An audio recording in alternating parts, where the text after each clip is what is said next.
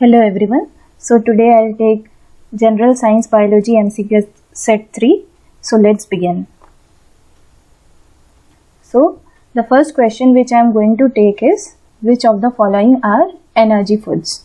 Okay, so here I have kept a flow chart for you here.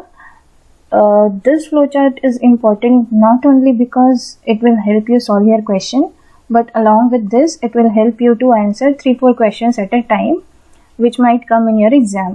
तो यहाँ पे आप ये ध्यान रखिए कि आप सिर्फ इस क्वेश्चन का आंसर नहीं सॉल्व कर रहे हैं, साथ में इससे रिलेटेड कोई भी क्वेश्चंस आएगा तो आप उसको सॉल्व कर पाएंगे, इसलिए मैंने यहाँ पे ये फ्लो चार्ट दिया है. So it is very important for you to go through this chart. Okay, it is extremely important, right.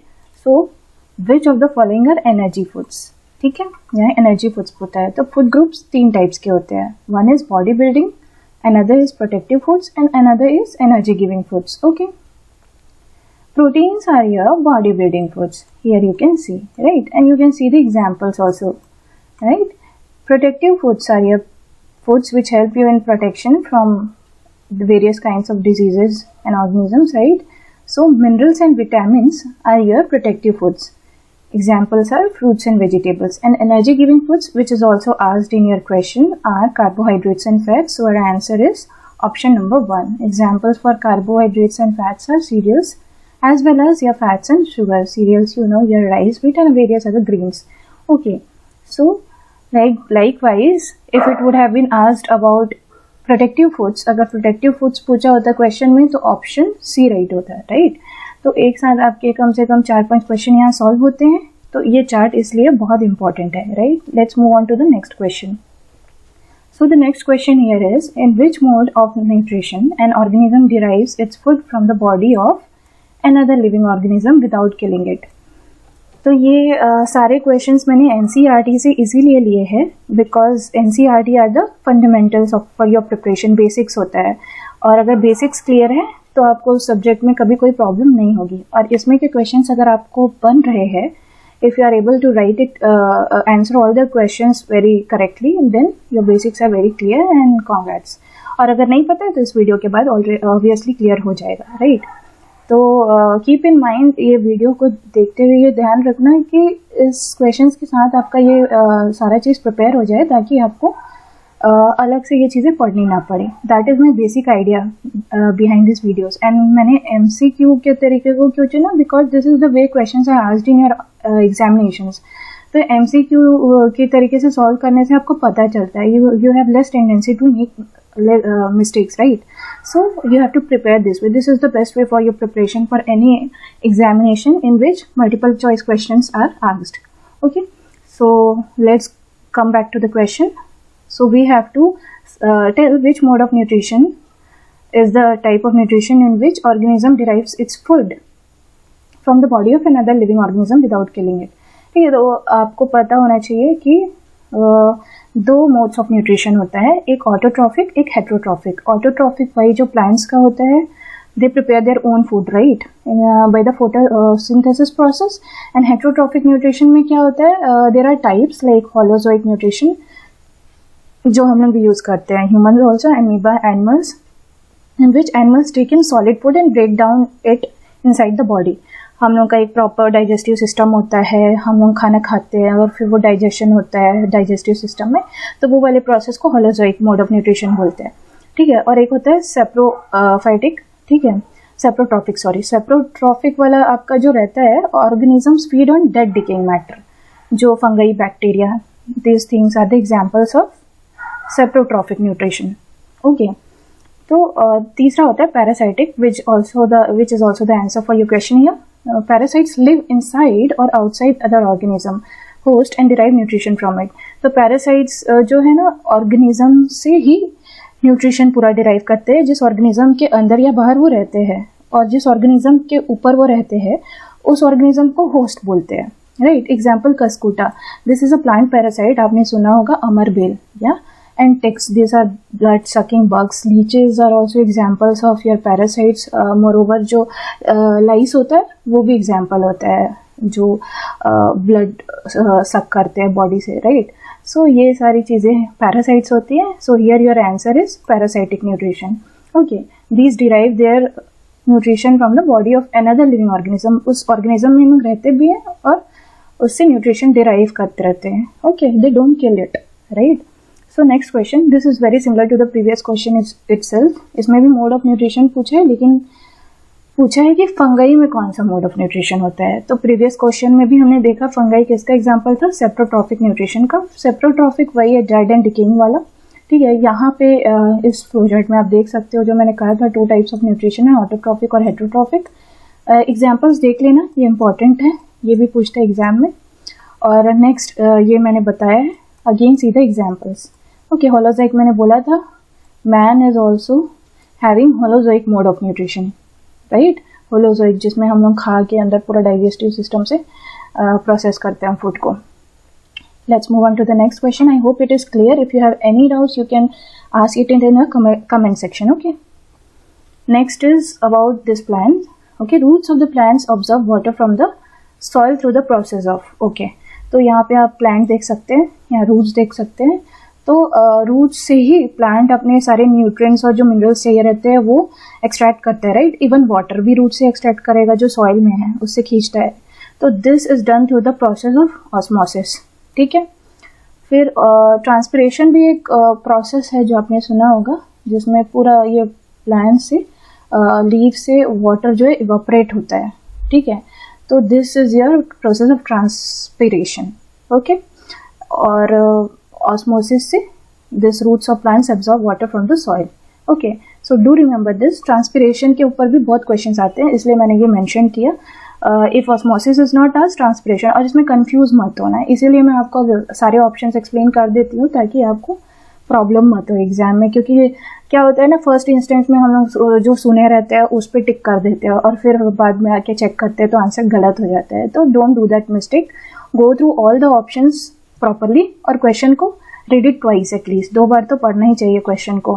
कई बार क्या नहीं है पूछता है, कई बार क्या है पूछता है, तो वो भी हम लोग मिस कर देते हैं. Let's move on to the next question. Okay, the site of photosynthesis. Okay, so biology में ना ये सारे जो टॉपिक्स में कवर कर रही हूँ, these are very common questions, और ये सारे फेवरेट questions होते हैं हर एग्जाम में. ओके, तो कॉमन है बट फेवरेट भी है, तो इसको हम मिस नहीं करते क्योंकि ये इंपॉर्टेंट टॉपिक्स है, तो इसमें से तो क्वेश्चंस आएंगे ही, राइट. तो अगर आप ये क्लियर करके रखेंगे तो आप हमेशा एज में रहेंगे प्रिपरेशन में. सो डू रिमेंबर दिस. ओके, तो ट्राई कीजिए कि इस पूरे वीडियो के साथ क्वेश्चंस के साथ आपका कॉन्सेप्ट्स भी क्लियर हो जाए, ताकि आपको दोबारा बुक रेफर करने की जरूरत ही नहीं पड़े, क्योंकि ये तो ऑलरेडी मैंने एनसीईआरटी से ही लिया है. Okay, site of photosynthesis. तो फोटोसिंथेसिस आपको पता है प्लांट्स का प्रोसेस है जिससे हम लोग अपना फूड बनाते हैं, राइट. तो फिर इसमें क्या होता है, अगर आप एक प्लांट का एक लीफ को लेंगे और उसको उसके cross section of the leaf you keep it under the microscope, उसको माइक्रोस्कोप के नीचे रख के देखेंगे तो आपको कुछ सेल्स दिखेंगे. ठीक है, उसमें छोटे छोटे ग्रीन डॉट्स होंगे, वो ग्रीन डॉट्स सेल ऑर्गेनेल्स कहलाते हैं, और वही आपके क्लोरोप्लास्ट है जिसमें क्लोरोफिल रहता है. ठीक है, तो फिर उसी क्लोरोप्लास्ट में आपका फोटोसिंथेसिस होता है. ये जो आप डायग्राम देख रहे हैं ना, ये पूरा ये चीज़ ये आपका क्लोरोप्लास्ट है. ठीक है, यही साइट होता है फोटोसिंथेसिस का प्लांट्स में. ठीक है, तो फोटोसिंथेसिस जनरली क्या होता है, उसमें कुछ प्रोसेसेस होते हैं. ठीक है, पहला तो ये होता है कि लाइट एनर्जी को एब्जॉर्ब किया जाता है क्लोरोफिल के द्वारा. ठीक है, तो क्लोरोफिल आपका लाइट एनर्जी यहाँ से जो प्रकृति से सूरज से लाइट मिलती है उसको एब्जॉर्ब करता है. फिर उसके बाद वो लाइट एनर्जी केमिकल एनर्जी में कन्वर्ट हो जाती है, और जो वाटर मॉलिक्यूल्स को है उसको स्प्लिट करके हाइड्रोजन और ऑक्सीजन में कन्वर्ट कर देती है. और ऊपर से जो कार्बन डाइऑक्साइड होता है प्रोसेस में इन्वॉल्व, जो एटमॉस्फेयर से प्लांट्स ऑब्जर्व करते हैं, उसको रिड्यूस करके कार्बोहाइड्रेट्स में बदल दिया जाता है, and you get this. Okay, so this is how this photosynthesis process works. तो ये प्रोसेस मैंने आपको इसीलिए एक्सप्लेन किया कि आपको पता रहे कि फोटोसिंथेसिस में होता क्या है. Concept should be clear at the surface level, nothing to worry about, it is very easy, right. So let's move on to the next question. ठीक है, amoeba. So this is amoeba. बहुत irregular shape है ना, right, I know. फिर amoeba the food is digested in the. ठीक है, यहाँ पे पूछा है कि अमीबा में फूड कहाँ पे डाइजेस्ट होता है. ठीक है, तो फिर वो इसका आंसर है, ये डायग्राम से आपको पता भी चल जाएगा, फूड वैक्यूल. ओके, तो अमीबा में क्या होता है ना, ऐसे ये सिंगल सेल्ड ऑर्गेनिज्म है, तो सिंगल सेल्ड ऑर्गेनिज्म में क्या होता है कि सरफेस से ही डायरेक्टली कांटेक्ट में रहता है फूड, तो इन लोगों का अलग से डाइजेशन प्रोसेस की ज़रूरत नहीं होती, सिंपल प्रोसेस होता है। अमीबा जो है takes in food using this temporary finger-like projections, extensions in its cell surface, which fuse over the food particle. ये pseudopodia है ना, finger-like projections, और ये food particle है, इसके ऊपर इन्हें फ्यूज कर लेते हैं, ठीक है। फिर ये क्या होता है, फूड वैक्यूल बना देते हैं ये pseudopodia घूम के ऐसे, ठीक है। फिर उसके बाद इनसाइड द फूड वैक्यूल जो कॉम्प्लेक्स सब्सटेंसेज है वो सिंपल सब्सटेंसेज में ब्रेक डाउन हो जाते हैं, फिर डिफ्यूज हो जाते हैं। इसके अंदर ये पूरा साइटोप्लाज्म भरा है ना, यहाँ पे ये डॉट डॉट्स जो आप देख रहे हो, और ये फूड जो है उसके साथ डिफ्यूज हो जाता है यहाँ पे, ठीक है। उसके बाद जो रिमेनिंग जो भी आपका वेस्ट मटेरियल है अनडाइजेस्टेड फूड, वो सेल सरफेस पे लाके उसको बाहर फेंक दिया जाता है, तो ऐसा डाइजेशन हो जाता है अमीबा का, राइट। और वो कहाँ पे होता है, फूड वैक्यूल में, ठीक है। Simple process, easy enough, single celled organism, right. Next, which of the following events in the mouth cavity will be affected if salivary amylase is lacking in the saliva? ठीक है, तो ये humans का आ गया, right? Which of the following events in mouth cavity will be affected? अब salivary amylase एक enzyme है जो आपके माउथ में निकलता है, राइट, सलाइवा के साथ। तो आपका जो सलाइवा है, मुंह में जब पानी आता है, वो तो सिर्फ पानी नहीं होता, उसमें सलाइवा भी होता है, राइट। तो उससे एक एंजाइम प्रोड्यूस होता है जिसको सलाइवरी अमाइलेज बोलते हैं। तो आपके जब आप कुछ खाना खाते हैं, whenever you take in some food, your digestion starts from the mouth itself, ठीक है। तो फिर ये एंजाइम क्या करता है, this breaks down, start breaking down into sugars, ठीक है, ठीक है। तो अगर आप ये सलाइवरी अमाइलेज आपके माउथ में अगर प्रोड्यूस नहीं होगा तो ये वाला प्रोसेस नहीं हो पाएगा, ठीक है। यहाँ पे यही पूछा है ना कि कौन सी प्रोसेस नहीं हो पाएगी, तो starch breaking down into sugars, तो स्टार्च शुगर्स में ब्रेक होना आपके माउथ से ही स्टार्ट हो जाते हैं because of this particular salivary amylase. तो ये आप याद रखिए, और ये सारे फंक्शंस भी आपके बॉडी में होते हैं। I will explain you how, ठीक है, and where. So this is a diagram of your digestive system. इसको थोड़ा ब्रीफली ही मैं एक्सप्लेन कर देती हूँ because anyhow you will read it and go through it and it is important, ठीक है। तो आपकी बॉडी में एक एलिमेंट्री कैनाल होता है जो आपके माउथ से स्टार्ट होकर, ये देखो, ये पूरा ऐसे जाता है और ये पूरा एनस तक जाता है, यही आपका डाइजेस्टिव सिस्टम है। और ये एलिमेंट्री जो ट्यूब है, इसमें वेरियस ऑर्गन्स अटैच्ड हैं, ये सब जैसे आप देख रहे हो, लिवर है, स्टमक है, gall bladder, pancreas, these are all parts of this digestive system and they are attached to these organs are attached to your alimentary canal, ठीक है। तो इसमें क्या होता है, फिर मैंने कहा आपको प्रीवियस क्वेश्चन के हिसाब से आपके माउथ से डाइजेशन स्टार्ट हो जाती है, ठीक है। तो फिर कैसे होता है, फर्स्ट ऑफ ऑल आप खाना खाते हैं, उसको चबाते हैं, you crush the food with your teeth, right. फिर जो ये कैनाल है, इसकी लाइनिंग इनसाइड जो है ट्यूब की, वो सॉफ्ट होती है। तो अगर वो सॉफ्ट है तो फिर इसीलिए आप अंदर फूड को भी गीला कर देते हैं, वेट कर देते हैं, ताकि वो स्मूथली आपके मुंह से नीचे पास हो सके, ठीक है। तो when we eat something like we say ना कि मुंह में पानी आ रहा है, our mouth waters, this is, I told you, not water only, इसमें आपका सलाइवा है जिसमें सैलिवरी ग्लैंड्स आपका क्या सिक्रिएट कर रहे हैं, एक एंजाइम सिक्रिएट कर रहे हैं जो पिछले क्वेश्चन में मैंने बताया, सैलिवरी अमाइलेज, ठीक है। तो फिर वहीं से आपका डाइजेशन शुरू हो जाता है माउथ से, ठीक है, स्टार्च कन्वर्ट हो जाने लगता है शुगर में, ठीक है। फिर उसके बाद पूरा खाना मिक्स होता है विद सलाइवा, ठीक है। फिर वो नीचे जाता है, कहाँ जाता है, फ्रॉम द माउथ, ये ट्यूब है ना, ये फूड पाइप, इसको हम ईसोफेगस भी बोलते हैं। Here you can see this transport food from your mouth to your stomach, ठीक है। यहाँ पे मैंने लिखा भी है, this stores and churns food, ठीक है। यहाँ पे पेप्सी, एक तो यहाँ पे हाइड्रोक्लोरिक एसिड निकलता है, HCl, जो एंजाइम्स को एक्टिवेट करता है और breaks up food, kills germs, ये सब काम HCl का रहता है जो आपके स्टमक में निकलता है। पेप्सिन भी आपके स्टमक में निकलता है जो प्रोटीन को डाइजेस्ट करता है, ठीक है। और एक म्यूकस, ये तीन चीज स्टमक में निकलती है, ये आपके स्टमक को प्रोटेक्ट करता है, स्टमक वॉल को, ठीक है।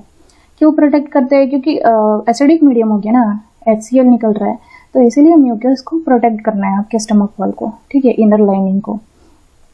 तो ये चीज़ हो गई जो आपका स्टमक करता है, ठीक है। तो आप याद रखना 3 चीज़ कि स्टमक में क्या क्या रिलीज हो रहा है। एक आपका HCl हाइड्रोक्लोरिक एसिड, और एक पेप्सिन जो प्रोटीन को डाइजेस्ट करने में हेल्प करता है, और एक म्यूकस, ठीक है। तो mucus protects your inner lining of the stomach. उसके बाद धीरे धीरे करके स्मॉल अमाउंट्स में फूड आपका स्मॉल इंटेस्टाइन में जाते हैं। यहाँ आप देख सकते हो स्मॉल इंटेस्टाइन में पर्पल वाला रीजन, ठीक है। तो स्मॉल इंटेस्टाइन में जब आपका फूड जाता है, ये आपका एलिमेंट्री कैनाल का ये हिस्सा है, मैंने कहा, and this is your longest part of the alimentary canal, and ये ऐसे पूरा कॉइल्ड रहता है, दो इट इज़ वेरी लार्ज। और हाँ, ये हर्बीवोर्स में बहुत लंबा होता है compare to your carnivores, because जो काउज वगैरह है वो ग्रास खाते हैं ना, ग्रास में सेलुलोज होता है, तो सेलुलोज को डाइजेस्ट करने में बहुत टाइम लगता है। इसलिए काउज और जो हर्बीवोर्स होते हैं ना, उनके एलिमेंट्री कैनाल की साइज बहुत लंबी होती है कंपेयर टू टाइगर्स जिन लोग मीट खाते हैं, because meat is easier to digest compare to your cellulose. Okay, so what happens, यहाँ पे कंप्लीट डाइजेशन होता है आपका स्मॉल इंटेस्टाइन में, ठीक है। Mucus protects gut wall, absorbs nutrients, यहाँ पे पूरा न्यूट्रिएंट्स ऑब्जॉर्व होता है। Most water is absorbed here. Peptide, यहाँ पे peptidase digest protein, sucrases digest sugars, amylase digest polysaccharides. Okay, तो यही वाली चीज़ आपकी ना NCERT में भी दी हुई है, एंड उसमें प्रॉपरली मेंशन किया हुआ है कि आपका जो यहाँ पे है जो year you can C small intestine, तो यहाँ पे आपका लीवर से भी जूसेस निकलता है, बाइल जूस, बाइल सॉल्ट्स, और पैनक्रियास से भी आपको जूसेस मिलते हैं, ठीक है। तो फिर इसमें क्या होता है, लीवर और पैनक्रियास की जो सिक्रिएशन है वो फूड को आपके बॉडी में मतलब जो कंप्लीट डाइजेशन है कार्बोहाइड्रेट्स का, प्रोटीन्स और फैट्स जो आपको अपने फूड से मिल रहे हैं, वो सारी चीज़ों को यहाँ पे प्रॉपरली ये चीज़ें आपके बॉडी को न्यूट्रिएंट्स प्रोवाइड करती है। ये सारा काम आपके स्मॉल इंटेस्टाइन में ही होता है, ठीक है। फर्स्ट ऑफ ऑल क्या होता है कि आपका HCl था स्टमक में, राइट, तो एसिडिक मीडियम का फूड था। उसके बाद आपका फूड जब स्मॉल इंटेस्टाइन में जाता है तो एसिडिक मीडियम में रहता है, तो उसको एल्कलाइन मीडियम में कन्वर्ट करने के लिए पैनक्रियास से जो इंजाइम्स आती है, पैनक्रियाटिक इंजाइम्स, वो उस पर एक्ट करती है। और फिर मोरोवर जो बाइल जूस मैंने कहा लिवर से निकलता है, वो भी यही काम करता है फैट्स के ऊपर, ठीक है। तो फैट्स जो है लार्ज ग्लोब्यूल्स के फॉर्म में आपके इंटेस्टाइन में रहते हैं, which makes it difficult for enzymes to act on them. इसीलिए बाइल सॉल्ट्स जो निकलते हैं वो ब्रेक डाउन करते हैं उनको स्मॉलर ग्लोब्यूल्स में, ठीक है, ताकि उसके ऊपर एंजाइम्स अच्छे से काम कर सके। और पैनक्रियास से मैंने कहा पैनक्रियाटिक जूसेस निकलते हैं जिसमें ट्रिप्सिन होते हैं जो प्रोटीन्स को डाइजेस्ट करते हैं, ठीक है। And walls of small intestine contain glands which secrete intestinal juice, ठीक है। तो क्या क्या होता है आपका, enzymes present in it finally convert the proteins to amino acids, complex carbohydrates to glucose and fats into fatty acids and glycerol। तो ये वाली चीज़ आप बहुत अच्छे से याद रखना, ठीक है, कि यहाँ पे होता क्या है।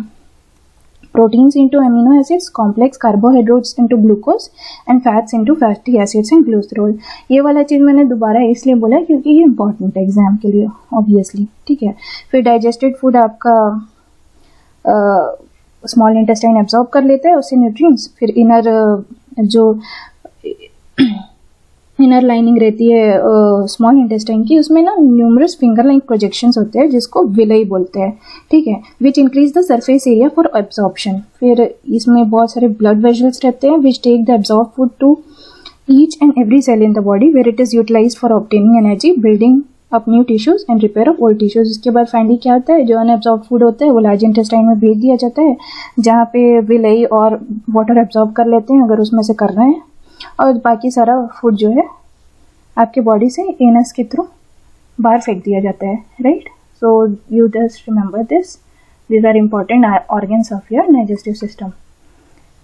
तो ये याद रखना कि माउथ से ही आपका डाइजेशन स्टार्ट हो गया, फिर ये ईसोफेगस है, स्टमक है, यहाँ पे ये आपका लिवर है, ये आपका पैनक्रियाज है, पैनक्रियाटिक जूस, फिर ये स्मॉल इंटेस्टाइन, ये large intestine and anus. Now let's move on to the next question. I hope this is clear, or you can go through this chart also और सबके functions लिखे हुए हैं, आप रीड आउट कर सकते हो, no problem. Next, which of the alimentary canal absorbs the digested food? Now, after I have explained, I hope that you should be able to answer this question. Do I need to answer this? I don't think so. I'm very sure you should be able to answer this question. Okay, so मैं बता देती हूँ वैसे. The answer is small intestine. यहाँ पे ही पूरा nutrients absorb होता है, मैंने धीरे धीरे बताया था, राइट. नेक्स्ट, ये है एक question. The contraction and expansion movement of walls of the food pipe is called. तो अब फूड पाइप आपका क्या था? ईसोफेगस, राइट, ये वाला, ठीक है. तो यहाँ पे कॉन्ट्रैक्शन और एक्सपेंशन मूवमेंट होती है वॉल्स में, ताकि आपका जो मूवमेंट ऑफ फूड है ना वो प्रॉपरली नीचे अच्छे से स्टमक तक पास हो सके, ठीक है. तो ये मतलब ज़रूरी होता है कि रेगुलेटेड मैनर में डाइजेस्टिव ट्यूब में ये फूड आपका पास हो सके.